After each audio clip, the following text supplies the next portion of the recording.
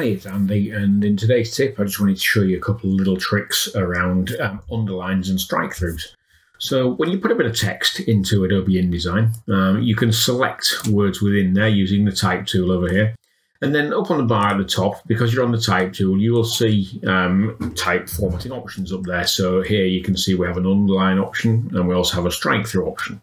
So if I click on there, it adds an underline in, like so. Alternatively, if I don't want the underline, I can click on the one below that and that will do a strike through like so. But in both cases, they can be a little bit boring. They're kind of 1 point straight back line. They're pretty kind of uninspiring in some cases.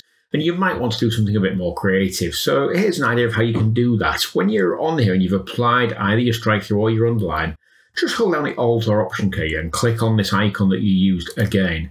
And it brings up the options box for either the strike through or the underline, depending on what you've applied in there.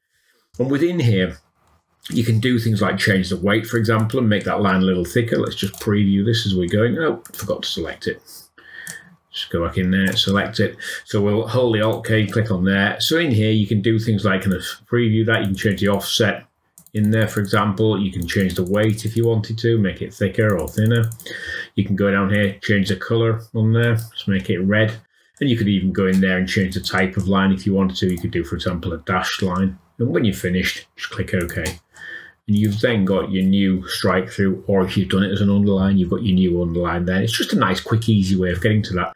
Now, people often ask me, is there anywhere else you can get to it? And actually, you can. If you forget it's the Alt or Option key to click here, you can also access those options over here on this little tucked away 3-line menu there, which gives you them here as well. So you can access it through there.